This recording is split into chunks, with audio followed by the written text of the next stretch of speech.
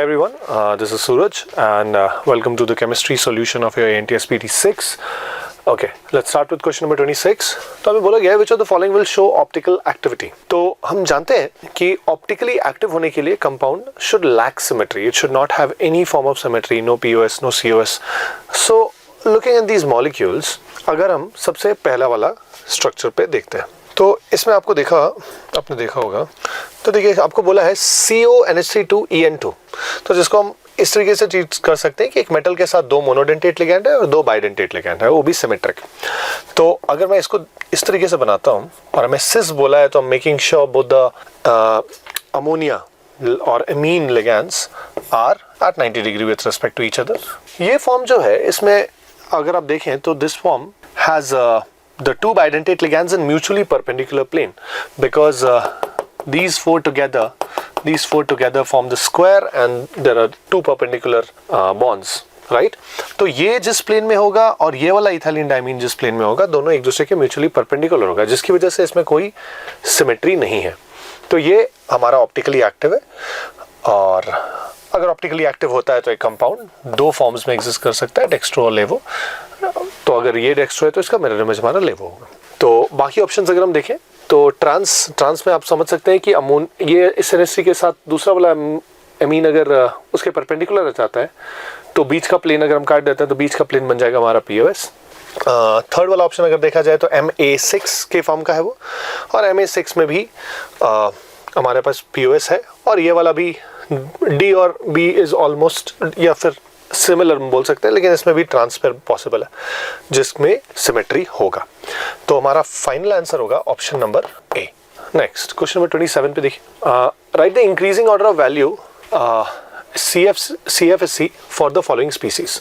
Right the increasing order of CFSC जो होता है अगर हम देखें, हम जानते हैं कि डी ब्लॉक में डाउन द ग्रुप जैसे ये 3D सीरीज का मेटल हुआ, ये 4D सीरीज का मेटल हुआ, ये 5D सीरीज का मेटल हुआ। तो as we move down the group, as we move down तो हमारा डेल्टा O या फिर डेल्टा इंक्रीजेस, और डेल्टा इंक्रीज होता है इसका मतलब हम बोल सकते हैं कि यहाँ पे अगर हम देखें तो कोबाल्ट के नीचे रोडियम और उसके नीचे इरिडियम। तो अगर हम देखें NH3 is constant in all these complexes, तो बस मेटल कौन से सीरीज का है वो चेंज हो रहा है, राइट? तो सबसे ज्यादा जो क्रिस्टल फील्ड स्प्लिटिंग एनर्जी होगा वो होगा हमारा इरिडियम के लिए और सबसे मिनिमम जो होगा वो होगा कोबाल्ट के लिए। तो ऑर्डर होना चाहिए इरिडियम के लिए मैक्सिमम यानी कि 3 के लिए मैक्सिमम एंड कोबाल्ट के लिए मिनिमम। तो 3 to 1 का ऑप्शन हमें दिखाई दे रहा है ऑप्शन नंबर बी में, तो वही हमारा correct answer. Okay, question number 28 पे आते हैं। IUPAC name of H2PtCl6। 28 देखिए, H2PtCl6। अब इसमें अगर हम ये कोऑर्डिनेशन स्फीयर वाले पार्ट का नाम देखें तो यहाँ पे आप देख सकते हैं कि प्लैटिनम के साथ 6 क्लोरीन है, तो हेक्सा क्लोरिडो और प्लैटिनम हम देख सकते हैं प्लैटिनम हमारा +4 ऑक्सीडेशन स्टेट में है। अब प्लैटिनम तुम्हारा 2 ऑक्सीडेशन स्टेट शो करता है, +2 और +4। तो लोअर ऑक्सीडेशन स्टेट को अस बोलते थे, इसको इक, और सिंस की इसमें काउंटर आयन H+ है तो जब ये डिसोसिएट करेगा तो ये H+ आयन रिलीज करेगा यानी कि एक एसिड की तरह बिहेव करेगा। तो हम इसलिए यहाँ पे क्या लिखेंगे, हम इसका नाम लिखेंगे प्लैटिनिक 4 एसिड। ये दिया गया है हमें ऑप्शन नंबर बी में। तो बी और डी काफी हद तक सिमिलर है, लेकिन हमको समझना है कि प्लैटिनिक और प्लैटिनम में प्लैटिनिक होगा, द रीजन बीइंग यहाँ पे प्लैटिनम अपने हायर ऑक्सीडेशन स्टेट में है। ओके, अगला क्वेश्चन पे आते हैं। तो क्वेश्चन नंबर 29 देखिए, EMF of nickel and copper cell can be increased by. Okay, तो इस चीज को समझने के लिए आप बस ये देखिए, अब देखो ये रहा निकल और यहाँ है Ni2+, ये है कॉपर और ये रहा Cu2+। ओके, अब हम जानते हैं कि जो लेफ्ट वाला है वहाँ पे होता है ऑक्सीडेशन और इसको बोलते हैं एनोड, और जो कैथोड है उस पे होगा आपका रिडक्शन और वो है पॉजिटिवली चार्ज। बात ये है कि हम जानते हैं कि जब ऑक्सीडेशन होता है यानी कि निकल oxidizes to enter the solution in the form of Ni2+ ion, and on the other hand यहाँ पे copper gains 2 electrons or reduces to get deposited in the form of solid copper on the electrode। अब ये process को जब तक मैं favour करता रहूंगा उसकी वजह से हमारा EMF of the cell increase होगा, यानी कि for higher EMF what I need is I need more dissociation of nickel from on this end and more deposition of copper on this end। okay, तो अब देखते हैं कि क्या करने से फायदा है। तो आपको बोला adding NH3 in the right half cell. अब adding NH3 in the right half cell से क्या होगा, इस बात को समझिए। Cu2+ जो है वो अमोनिया के साथ कॉम्प्लेक्स बनाने लगेगा। Cu2+ अगर अमोनिया के साथ कॉम्प्लेक्स बनाने लगेगा तो यहाँ पे कॉपर का कॉन्सेंट्रेशन कम जाएगा। I want higher concentration of copper on this end, I want lower concentration of Ni2+ on this end. Why I need this, इसको समझिए। क्योंकि अगर मैं निकल के कॉन्सेंट्रेशन को डिक्रीज करता हूं तो more and more nickel will get oxidised. अगर मैं कॉपर का कॉन्सेंट्रेशन बढ़ा देता हूं तो more and more copper will get deposited. Okay, that is our objective. अब यहां पे आपको बोला कि adding ammonia in the right half cell. तो अगर मैं अमोनिया राइट हाफ सेल में ऐड करता हूं तो Cu उस अमोनिया के साथ मिलके ऐसा कॉम्प्लेक्स बना लेगा। अब ये कॉम्प्लेक्स बनाने की वजह से Copper2+ का कॉन्सेंट्रेशन डिक्रीज हो गया, तो that is not something that we need. This will actually result in decrease in the EMF of the cell. Okay, second देखते हैं, increase in the concentration of Ni2+ ion. Ni2+ ion में अभी आपको बोला कि Ni2+ कॉन्सेंट्रेशन मेरे को कमाना है to favour the further oxidation of nickel, but that is again not correct. C में देखिएगा, adding dimethyl glyoxime. Now DMG is a ligand, okay? और वो एक क्लासिक लिगैंड है जो कि निकल के साथ एक NiDMG2 रोजी रेड कॉम्प्लेक्स बनाता है, राइट? रोजी रेड कॉम्प्लेक्स बनाता है, यानी कि जैसे DMG डालूंगा वो Ni2+ के साथ कंबाइन करके Ni2+ के कॉन्सेंट्रेशन को कमा देगा, और Ni2+ को कॉन्सेंट्रेशन को कमाने की वजह से मोर and more nickel will get oxidised, thereby increasing my EMF. Okay, तो इसका मतलब C should be our correct answer, ठीक है। और D बोला है changing the electrolyte present in the solvent, that should not have any significant impact on the E और EMF। Coming to the next question, question number 30, देखते हैं क्या दिया है। ओके, अब HgSO4 डाइल्यूट H+। ओके, अब बात क्या है, ये रिएक्शन जो होता है इसमें सबसे पहले मर्क्यूरिक Ag2+ आयन आता है और इसके साथ कॉम्प्लेक्स बनता है। इसके साथ कॉम्प्लेक्स बनता है मतलब क्या, 3 मेंबर्ड हम बोल सकते हैं। यहाँ पे आके वो एक पाई बॉन्ड तोड़ेगा और इसके साथ इस तरीके का एक कॉम्प्लेक्स बनेगा, 3 मेंबर्ड। अब इसके बाद क्या होता है, जो इसके ऊपर जो पार्शियल प्लस है वो देख के वाटर, डाइल्यूट एसिड दिया है मतलब वाटर है एक्सेस में, तो वाटर आके अटैक करता है। अब वाटर आके कौन से कार्बन पे अटैक करेगा, वाटर आके अटैक करेगा उस कार्बन पे जिस पे कार्बोकेटाइन ज्यादा स्टेबल बनेगा। तो आप देख सकते हैं कि यहाँ पे है बस बेंजीन रिंग और यहाँ पे बेंजीन रिंग जिसके साथ एक +M ग्रुप भी कनेक्टेड है, यानी कि this will obviously be the stronger electron donating group, making sure कि इस कार्बन पे बनने वाला कार्बोकेटाइन ज्यादा स्टेबल हो। इस कार्बन पे बनने वाला कार्बोकेटाइन अगर ज्यादा स्टेबल होगा तो that will favour the attack of water on this carbon. अगर वो हुआ तो finally this will result in the formation of an enol on this carbon, like जो कि टॉटोमराइज करके यहाँ पे हमारा जब ये अटैक होगा तो फिर ये इलेक्ट्रॉन लेके जाएगा, तो उसके बाद एसिड से H+ आके यहाँ पे कनेक्ट हुआ है, right. Ultimately the process is hydration in such a way that an enol is formed. अब इनॉल का होगा टॉटोमरिज्म जो होगा उसके बाद दिस विल कन्वर्ट टू, ये दिख रहा होगा आपको ऑप्शन नंबर सी में। ओके, आते हैं अगले सवाल पे।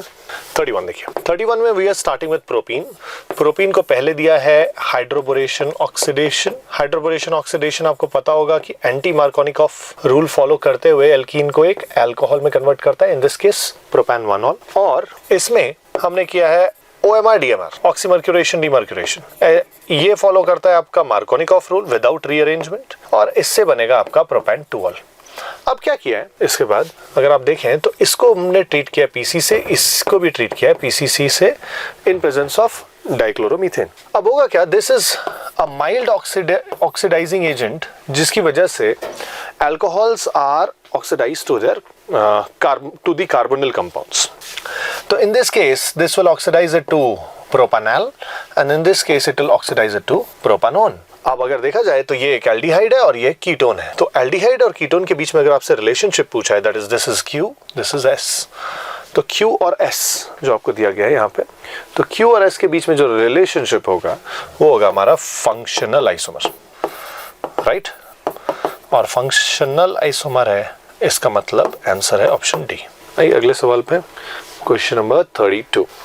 ओके, 32 में देखिए एक 5 मेंबर्ड रिंग है, उसके साथ कनेक्टेड है हमारा साइनाइड, इसका नाम होगा साइक्लोपेंटेन कार्बोनाइट्राइल, और बोला गया है कि ये carbon heavier isotope of carbon है। अब इसके साथ जब ट्रीट किया गया CH3 MgBr followed by hydrolysis, आपको पता है कि ग्रिग्नार्ड रिएजेंट साइनाइड से रिएक्ट करके कीटोन बनाते हैं, राइट, ऑन हाइड्रोलाइसिस।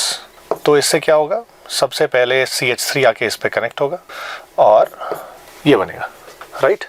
और जब उसका हाइड्रोलाइसिस किया जाएगा इमीन का N-MgBr, इसके बाद उसको H3O+ से H+ मिलेगा तो वो इमीन बनेगा, फिर हाइड्रोलाइसिस होगा तो आपका बन जाएगा C≡O CH3। अब हमें ये बात याद रखना है कि ये अभी तक 14 है, राइट। अब इसके बाद इसको ट्रीट किया गया NaOI से। NaOI is sodium hypoiodide. Sodium hypoiodide क्या करता है, ये आपका हैलोफॉर्म या फिर आयोडोफॉर्म रिएक्शन, या आयोडोफॉर्म टेस्ट भी बोले या आयोडोफॉर्म रिएक्शन बोले, एक ही बात है। आयोडोफॉर्म रिएक्शन क्या करेगा, इसको कन्वर्ट कराएगा आयोडोफॉर्म में, और rest of the molecule will be converted to the corresponding carboxylic acid. तो ये 14 रहेगा और साथ में ये कन्वर्ट हो जाएगा CH3 में। तो ये अगर हम देखें हमारे 4 ऑप्शंस में से आपको C में दिखाई दे रहा होगा, and that should be a correct answer. Question number 33, get another question in which the reaction starts with iodoform reaction I2 plus NaOH। अब जैसे आपने इसको I2 plus NaOH के साथ हीट किया, ये कन्वर्ट हो जाएगा आपका OH plus CH3। क्लियर। अब अगर आपसे बोला गया कि इसको एसिडिफाई करके फिर आपका क्या किया, हीट किया। अब जो हीट करने से क्या होगा, देखिए सबसे पहले ये तो एक yellow PPT of CH3 iodoform which is consistent in all options, so there is no doubt about that. And then heat, ये जो हीट किया है अगर आप नोटिस करें तो ये एक बीटा कीटो कार्बोक्सिलिक एसिड है। बीटा कीटो कार्बोक्सिलिक एसिड को जब हम हीट करते हैं तो उसका डीकार्बोक्सिलेशन होता है। डीकार्बोक्सिलेशन हो गया यानी कि यहाँ से COO गया और this will convert to just cyclohexanone। तो CH3 plus cyclohexanone that is given only in option number C and that is our correct answer। Okay, आएंगे अगले सवाल पे। आते क्वेश्चन नंबर 34 पे। 34 में हमें एक स्ट्रक्चर दिया गया है जिसमें a total of 7 carbons are present and one end has a ketone and the other end has an aldehyde, correct. और उसको जब मैं बेसिक मीडियम में हीट करूंगा तो नॉर्मल एल्डोल रिएक्शन होता है, बट सिंस की कंपाउंड में दो कार्बोनिल ग्रुप प्रेजेंट है तो there is a possibility of intramolecular aldol. तो अब अगर हम देखें यहाँ पे OH माइनस क्या करेगा, ये देखिए इधर भी एक कार्बोनिल कंपाउंड है, इधर भी एक कार्बोनिल कंपाउंड है। तो कार्बोनिल कंपाउंड में हमको पता है कि अल्फा हाइड्रोजन जो होता है वो एसिडिक नेचर का होता है। तो ये OH माइनस क्या करेगा, इधर से एक H+ ले जाएगा। H+ अगर ले जाता है तो ये उसका कॉन्जुगेट बेस बना लेगा और वो कॉन्जुगेट बेस इंट्रामोलिकुलर अटैक करेगा इस पे, राइट। और इस पे अटैक ज्यादा फेवरेबल इसलिए होगा क्योंकि aldehyde is more reactive than ketone for nucleophilic addition reaction. अब अगर इस पे अटैक होता है तो हमारा क्या बन रहा है उसको समझिए। इसको करने के लिए मैं सजेस्ट करता हूं कि आप एक नंबरिंग कर लीजिए, आपके लिए आसान होगा। 1 2 3 4 5 6 7। तो आप समझ सकते हैं कि 3 का अटैक अगर 7 पे हो रहा है तो 3 से लेके 7 मिलके 3 4 5 6 7 दैट इज 5 कार्बन्स मिलके 5 मेंबर्ड रिंग बनाएंगे, राइट। तो सिंपल से काम 5 मेंबर्ड रिंग बना लिया हमने। ओके, अब let's consider this to be the third carbon. तो थर्ड के साथ क्या कनेक्टेड है, 2 पे डबल बॉन्ड O और एक मिथाइल, राइट। अब 3 के साथ ये 4 होगा, ये 2 हो गया, ये 1 हो गया, 5 6 7 पे जो अटैक होगा उसकी वजह से क्या होगा, ये पाई इलेक्ट्रॉन पर इस पे आ जाएगा O माइनस, राइट। और पहले स्टेप में OH माइनस से जो एक H+ लिया था वो जब इसको एसिडिफाई कर देगा तो OH। अब जब OH एल्डोल बनने के बाद जब हीट भी किया तो इसमें हो जाता है इसका कॉन्डेंसेशन। कॉन्डेंसेशन में होता है लॉस ऑफ वाटर, जिसमें the third position loses hydrogen and sorry यहाँ पे और 7th वाला कार्बन से जाएगा OH, जिससे बन जाएगा हमारा। अब ये स्ट्रक्चर अगर हम देखें आउट ऑफ 4 ऑप्शंस हमारे पास दिया गया है in option number B। Okay, तो ये हमारा करेक्ट आंसर। अगला क्वेश्चन काफी स्ट्रेट फॉरवर्ड, आपको बोला है oxidation number of platinum in cisplatin. अब cisplatin is an important compound, इसका एप्लीकेशन है इन कैंसर ट्रीटमेंट। तो इसका जो फॉर्मूला होता है वो होता है बड़ा सिंपल, PtNH3 2Cl2। अब ये अगर न्यूट्रल कंपाउंड है तो प्लैटिनम का हम इजीली बोल सकते हैं कि +2 is the oxidation state of platinum and that is given in option number B। फिर आते हैं हम 36 पे। तो 36 में बोला इन the formation of octahedral complex ligands approach towards. अब ऑक्टाहेड्रल कॉम्प्लेक्स अगर बनेगा ये एक्स एक्सिस, ये वाई एक्सिस, ये जेड एक्सिस मान लेते हैं। अब लिगेंड्स इधर से आ रहे हैं, इधर से आ रहे हैं, इधर से आ रहे हैं, तो आप देख सकते हैं म्यूचुअली परपेंडिकुलर अगर अप्रोच है तो they will come oriented along the orbitals which have their lobes along the axis and which are dx square minus y square and dz square। तो ये दिया हुआ है हमारा ऑप्शन नंबर बी में, वही हमारा करेक्ट आंसर है। नेक्स्ट आते हैं क्वेश्चन नंबर 37 पे। क्या बोला है? The conductivities at infinite dilution of ammonium chloride, NaOH and NaCl are these numbers respectively। This is basically an application of Kohlrausch's law. तो जिसको यूज करके हम यहाँ पे क्या कर सकते हैं, जो 3 डेटा दिया है उसको यूज करके हम यहाँ पे अमोनियम हाइड्रोक्साइड का लिमिटिंग मोलर कंडक्टिविटी निकाल सकते हैं। अब यहाँ पे जो दिया है the conductivity at infinite dilution, वो दिया है in terms of per equivalent, लेकिन हम देख सकते हैं यहाँ पे इसका एन फैक्टर 1 है, तो चाहे मोलर लिखो या इक्विवेलेंट लिखो एक ही बात है, but just to be consistent हम यहाँ पे इक्विवेलेंट लिख सकते हैं। अब जो होगा इसको मैं एक्सप्रेस कर सकता हूँ इन terms of ammonium chloride plus NaOH। अब देखिए ये दोनों को ऐड किया तो हमारा कैटायन और एनायन ये आ गया, बट साथ में एक एक्स्ट्रा Na प्लस और Cl माइनस आया, तो उसको रिमूव करने के लिए हम यहाँ पे limiting molar conductivity of NaCl ये कर सकते हैं। And just to keep it consistent, like I said, it does not matter even though हम डेटा के साथ कंसिस्टेंट रहने के लिए हम यहाँ पे प्रेफर करेंगे कि इक्विवेलेंट लिखें। ओके, तो अमोनियम क्लोराइड का कितना दिया है? 130, NaOH का दिया है 218 और NaCl का दिया होगा 120। तो इसको अगर हम सॉल्व करते हैं तो 130 प्लस 218 लिख सकता हूँ 348 माइनस 120। 348 माइनस 120 जो होगा वो हो जाएगा आपका 228। क्लियर? 228। तो ये आ गया हमारा limiting equivalent conductivity of ammonium hydroxide. अब बोला if equivalent conductance of n/10 solution of ammonium hydroxide is 10, then degree of dissociation of ammonium hydroxide at this dilution is। तो ये जो है ये तो है at infinite dilution, that means this is the maximum value, the limiting value। अब बोला for a particular solution which is 0.01 normal, दिया हुआ है इक्विवेलेंट कंडक्टेंस का वैल्यू आया है 10। तो अगर हम डिग्री ऑफ डिसोसिएशन का एक्सप्रेशन देखें तो हम बोलते हैं उसको या तो limiting molar conductivity by limiting molar conductivity, और इसको हम ऐसे भी लिख सकते हैं। अब ये यूज करके अगर हम करते हैं, क्वेश्चन में दिया हुआ है इसका वैल्यू 10, इसका वैल्यू हमने निकाला 228। तो इस डेटा को अगर आप सॉल्व करें तो the option that it most closely resembles is 0.043। तो हमारा आंसर हो जाएगा बी। ओके, 37। ओके, नेक्स्ट हमें क्या बोला है? The mass of Cl2 produced when 1 ampere current is passed through NaCl solution for 30 minutes is। The mass of Cl2 produced when 1 ampere current is passed through NaCl solution। चलो देखो, हमारा ये Faraday's law का question है, W = ZIT, mass निकालना है। Z का value होगा इसका Cl2 का atomic mass, that is 71 by n factor, that is 2 into 96500 into current 1 ampere है, टाइम दिया 60 मिनट्स, तो टाइम दिया 30 मिनट्स, तो 30 और 1 मिनट में 60 सेकेंड्स। ठीक है, तो इसको बस सिंप्लीफाई करो, 0 0 0 0 गेट्स कैंसिल।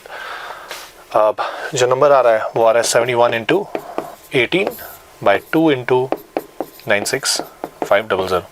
अब इसको 0 0 कैंसिल होगा। ओके, अब इसको हम ऐसा सोच सकते हैं कि 2 से अगर मैं 18 काटता हूँ, यहाँ 9 आ रहा है, इसको सिंप्लीफाई कैसे करेंगे हम? ये देखो, ये 71 है इंटू 9 बाय 965 आ रहा है। अब आप देख सकते हैं कि 9 से जब मैं 965 काटूंगा तो दिस विल, जो भी नंबर आएगा वो 100 से ज्यादा आएगा, this number will be greater than 100। अब 71 बाय 100 अगर मैं डिसॉल्व करता तो आंसर आता 0.71, लेकिन अगर एक ग्रेटर देन 100 से डिवाइड कर रहा हूँ तो it will be slightly less than 0.71. Slightly less than 0.71 is only option number B. That is, इसका आंसर आप सॉल्व करके एग्जैक्ट भी चेक कर सकते हैं, बट ऑब्जेक्टिव क्वेश्चंस में you have to resort to these techniques to identify the correct option in a faster way. Okay? तो answer हो जाएगा 0.66 ग्राम B। क्वेश्चन नंबर 39 को देखिए। Coming to question number 39, देखिए बोला है which of the following gives yellow solid on treatment with sodium hypoiodide। Now कोई भी एक कंपाउंड अगर NaOI के साथ ट्रीट करने पे येलो सॉलिड दे रहा है तो that solid is nothing but iodoform, and this reaction is also called iodoform reaction या फिर आयोडोफॉर्म टेस्ट। तो this is a test for methyl ketones, जिसमें आपके पास ये ग्रुप एसेंशियल है। Okay, which of the following gives yellow solid. तो अब देखा है, चार स्ट्रक्चर को देखें। पहला स्ट्रक्चर दिया है acetophenol which is nothing but PHCOCH3, तो इसमें ये वाला पार्ट होने की वजह से ये टेस्ट देगा। फिर बोला है पेंटान 2 ऑन, तो उसमें भी ये वाला पार्ट होने की वजह से ये टेस्ट देगा। फिर बोला है पेंटान 3 ऑन, इसमें C डबल बॉन्ड O के साथ मिथाइल नहीं होने की वजह से ये टेस्ट नहीं देगा। ठीक है, फिर 4 क्या बोला, इथेनॉल। इथेनॉल में भी अगर आप देखें CH3 C double bond O के साथ H, ये वाला पार्ट होने की वजह से ये टेस्ट देगा। तो हमारा आंसर होना चाहिए 1, 2 and 4, that is given in option number D. Question number 40 देखिए। क्वेश्चन नंबर 40 देखिए, in the following sequence of reactions, KMnO4 से ट्रीट किया, this will converted to benzoic acid. फिर इसको ट्रीट किया SOCl2 से, which will convert it to acid chloride। उसके बाद उसको H2PD BaSO4 यानी कि Rosenmund reaction, C double bond O H, benzaldehyde, that is option number C should be correct answer। Next is 41, बोला है which of the following reactions does not represent correct combination of substrate and product। तो इसको हम यहाँ पे ही देख सकते हैं। देखो पहला रिएक्शन में दिया है एसिड क्लोराइड को रिड्यूस करके in presence of H2PD BaSO4 aldehyde, yes this is Rosenmund reduction. फिर देखो DIBAL H diisobutyl aluminium hydride cyanide को रिड्यूस करके बना रहा है एल्डिहाइड, राइट, ये भी करेक्ट है। फिर अगर यहाँ पे देखा जाए ये एक एस्टर है, एस्टर को भी हम लोग डाइबल H को इस बार एक्सपैंड करके लिखा गया और उसको भी रिड्यूस करके हम एल्डिहाइड बना सकते हैं, ये भी करेक्ट है। और यहाँ पे अगर हम देखें, यहाँ पे एक अल्कोहल है, अल्कोहल को ऑक्सीडाइजिंग एजेंट से ट्रीट किया गया जो कि एक स्ट्रॉन्ग ऑक्सीडाइजिंग एजेंट है और बनाया aldehyde. Now that is the incorrect one. Why? Because एक स्ट्रॉन्ग ऑक्सीडाइजिंग एजेंट से अगर मैं एक प्राइमरी अल्कोहल को ट्रीट करता हूँ तो it oxidises to carboxylic acid not aldehyde. Okay, तो हम बोल सकते हैं 41 का करेक्ट आंसर डी है। ओके, 42 देखो, 42 देखो। ओके, अब इसको ट्रीट किया NaOH और हीट किया, ठीक है। अब आप देख सकते हैं कि हमारे पास 2 कार्बोनिल कंपाउंड है, इसके पास नो अल्फा H लेकिन इसके पास अल्फा H है, अल्फा H इज प्रेजेंट। अब अल्फा H प्रेजेंट होने की वजह से बेसिक मीडियम में ये अपना एसिडिक अल्फा H लूज करेगा और this will convert to its conjugate base, और ये conjugate base as a nucleophile attack करेगा इस एल्डिहाइड पे। तो this is an example of cross aldol reaction, और जो प्रोडक्ट बनेगा वो कुछ इस तरीके का दिखेगा। देखिए ये PH C double bond O CH2 attacks this which converts it to CHOH and there's another benzene which has an NO2 group। अब since कि उसको हीट भी किया है there'll be further condensation। Further condensation will result in loss of H from this carbon and OH from this one। यहाँ पे आ जाएगा एक पाई बॉन्ड। अब ये अगर देखा जाए ऑप्शन नंबर C में आपको दिखाई दे रहा होगा। Clear? That is correct. Next is 43। Next is 43। 43 देखिए, the increasing order of following compounds towards HCN addition is, ठीक है। तो HCN के साथ रिएक्टिविटी चेक करने बोला है। अब आपको पता है कि कार्बोनिल कंपाउंड के साथ कार्बोनिल कंपाउंड पे HCl का एडिशन हो ही रहा है because of the partial plus charge on it. तो अगर मैं इस रिंग में कोई भी इलेक्ट्रॉन डोनेटिंग ग्रुप लगाता हूं which can help in increasing the partial plus charge that is present on that carbonyl carbon, तो that will obviously increase the reactivity towards HCN addition। okay? तो अगर हम 4 कंपाउंड्स में देखें तो इन 1 में तो हमारे पास OCH3 जो कि एक इलेक्ट्रॉन डोनेटिंग ग्रुप है वो लगा हुआ है। 2 में इलेक्ट्रॉन विड्रॉइंग ग्रुप है, इसमें फिर से डोनेटिंग और इसमें विड्रॉइंग। तो सबसे पहले इतना तो हम कंफर्म है कि यहाँ पे जिसमें विड्रॉइंग ग्रुप लगाया जाएगा वहां पे रिएक्टिविटी इंक्रीज होगा। तो बिटवीन 2 और 4 में भी अगर हम कंपेयर करें तो NO2 एक यहाँ पे कनेक्टेड है मेटा पोजिशन पे, जहां से उसका -M इफेक्ट फेल हो जाएगा, इनइफेक्टिव होगा। तो -M इफेक्ट अगर काम नहीं कर पा रहा तो बिटवीन 2 और 4 2 शुड बी हाईएस्ट। तो 2 should be highest then followed by 4, जैसा कि मेरे को ऑप्शन बी और सी दोनों में दिखाई दे रहा है। फिर अगर हम कंपेयर करते हैं बिटवीन 1 और 3, 1 और 3 में अगर देखा जाए OCH3 इस बार electron donating group ortho position पे कनेक्टेड है तो वो ज्यादा इलेक्ट्रॉन दे पाएगा। मेटा पोजीशन पे होने की वजह से यहाँ पे ऑक्सीजन अपना लोन पेयर इस पोजीशन तक नहीं पहुंचा पाएगा, यानी कि ये काम कौन सा इफेक्ट शो करेगा, -I। तो between these two 1 should be more reactive between 1 और 3 एंड दैट कंक्लूड्स कि C हमारा करेक्ट आंसर होगा, ठीक है। Now let's come to 44। 44 में दिया हुआ है आपको बेंजीन का किया ओजोनोलाइसिस। रिडक्टिव ओजोनोलाइसिस कराने पे it converts to glyoxal which is the simplest dialdehyde. उसके बाद उसको ट्रीट किया कॉन्सेंट्रेटेड KOH से। अब कॉन्सेंट्रेटेड KOH से ट्रीट करने से हो जाएगा उसका कैनिज़ारो रिएक्शन। कैनिज़ारो रिएक्शन में आपको पता है एक डिस्प्रोपोर्शनेशन रिएक्शन है जिसमें एक ऑक्सीडाइज होगा, एक रिड्यूस होगा। अब अगर एक रिड्यूस और एक ऑक्सीडाइज होता है तो अगर मैं मान लेता हूँ कि पहला वाला रिड्यूस हो गया तो वो CH2OH में कन्वर्ट हो जाएगा और ये COOH, लेकिन बेसिक मीडियम में होने की वजह से ये अपने इस फॉर्म में प्रेजेंट रहेगा। तो ये दिखाई दे रहा है वापस से मेरे को ऑप्शन नंबर C में, वही मेरा करेक्ट आंसर है।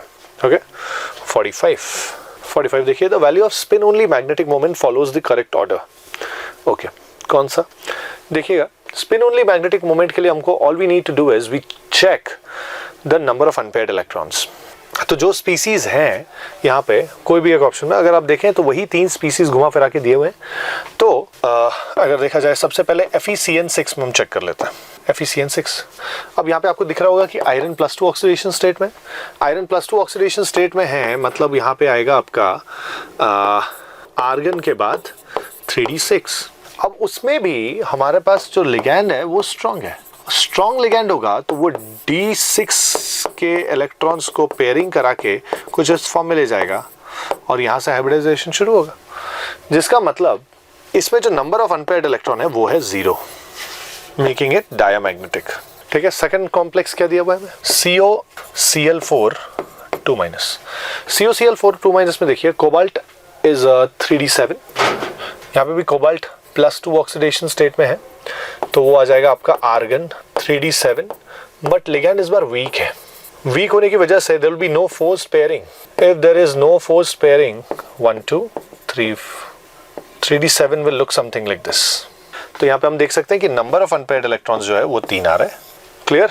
और MnCl4 2- quite easy to determine. वापस से Mn+2 ऑक्सीडेशन स्टेट में है तो यहाँ पे आएगा आपका आर्गन 3D5 और वो लिगैंड भी वीक है, there is no possibility of pairing. तो यहाँ पे हमारे पास 5 अनपेयर्ड इलेक्ट्रॉन मिलेंगे। तो हम देख सकते हैं कि इसमें 0 है, इसमें 3 है, इसमें 5 है, तो हमारा ऑर्डर यही रहना चाहिए। ये ऑर्डर अगर आप ढूंढने का कोशिश करें तो कहाँ मिल रहा है, जिसमें MnCl4 2- का हाईएस्ट और आयरन का लोएस्ट। तो अगर देखा जाए तो ऑप्शन D करेस्पॉन्ड्स। ओके, तो that is the correct answer.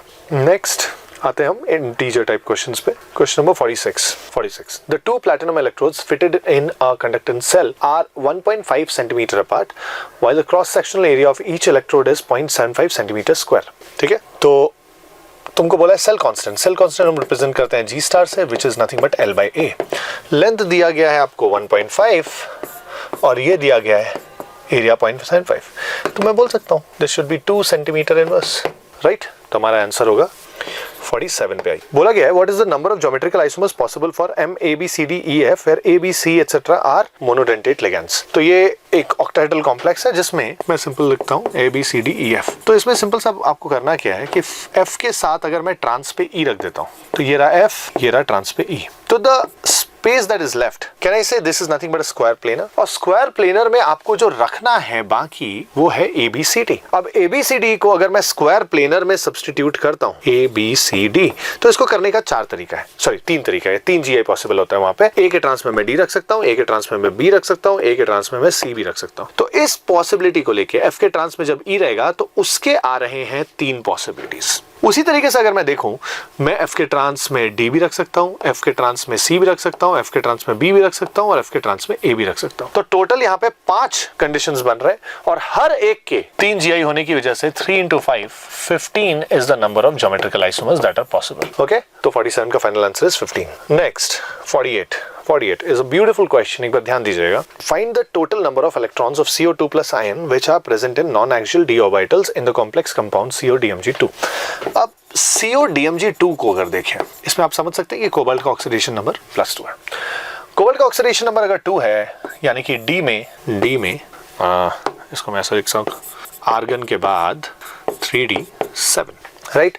अब 3D7 अगर है 1 2 3 4 5 6 7, राइट। अब DMG आया, DMG आके CODMG2 जो आएगा वो बनाएगा आपका एक स्क्वायर प्लेनर कॉम्प्लेक्स, राइट। हमने देखा है तो मेटल जब DMG2 के साथ आ रहा है तो वो एक स्क्वायर प्लेनर कॉम्प्लेक्स बनाएगा, स्क्वायर प्लेनर कॉम्प्लेक्स जिसका कि हाइब्रिडाइजेशन होने वाला है DsP2। अब DsP2 होने की वजह से उसको एक d ऑर्बिटल खाली चाहिए तो वो एक फोर्स पेयरिंग कराएगा, यानी कि this will convert to something that looks like this, right. अब स्क्वायर प्लेनर कॉम्प्लेक्स में अगर आप याद करें तो स्क्वायर प्लेनर कॉम्प्लेक्स में ऑर्बिटल्स का डिस्ट्रीब्यूशन किस तरीके से होता था, अगर आप याद करें तो हमारे पास पहले होता था एक T2G और EG, लेकिन EG वगैरह का फिर फर्दर स्प्लिटिंग होता था। तो अगर आपको ये अरेंजमेंट याद हो तो आपको पता होगा कि dx² - y² का हाईएस्ट एनर्जी रहता है, फिर होता है dxy, फिर यहाँ आता है dz² और यहाँ पर आता है dxy और dzx, सॉरी dxy की जगह यहाँ पे आएगा आपका dyz। क्लियर। अब अगर ये ऑर्बिटल अरेंजमेंट को मैं यहाँ सब्स्टिट्यूट करता हूँ तो आपको समझ में आ रहा होगा कि यहाँ 2 इलेक्ट्रॉन, यहाँ 2 इलेक्ट्रॉन, फिर यहाँ 2 इलेक्ट्रॉन और फिर यहाँ 1 इलेक्ट्रॉन। इसी तरीके से ये 7 इलेक्ट्रॉन्स डिस्ट्रीब्यूटेड होंगे। अब क्वेश्चन में जो पूछा है आपसे, find the total number of electrons of CO2+ ion which are present in non axial d orbitals. तो आपको पता है dz² तो एक्सियल है तो we don't need to count that, but all the other electrons will be counted. तो यहाँ पे 2, यहाँ पे 2 और यहाँ 1, तो आंसर होना चाहिए 5। ओके, तो 48 का आंसर 5 है। चलिए आते हैं 49 पे। 49 में बोला है number of compounds obtained by aldol reaction. Now aldol reaction से जो प्रोडक्ट बनता है उसका प्रोडक्ट होता है बीटा हाइड्रोक्सी एल्डिहाइड और कीटोन। क्लियर। एल्डोल रिएक्शन का प्रोडक्ट होता है बीटा हाइड्रोक्सी एल्डिहाइड और कीटोन। तो इसमें अगर हम देखें जो ऑप्शंस दिया गया है उन सब में you just need to look for ऐसा कंपाउंड जिसमें OH group is present at beta position with respect to aldehyde और कीटोन। ओके, तो if we look at these structures that is given to us, I'll just increase the size of these structures।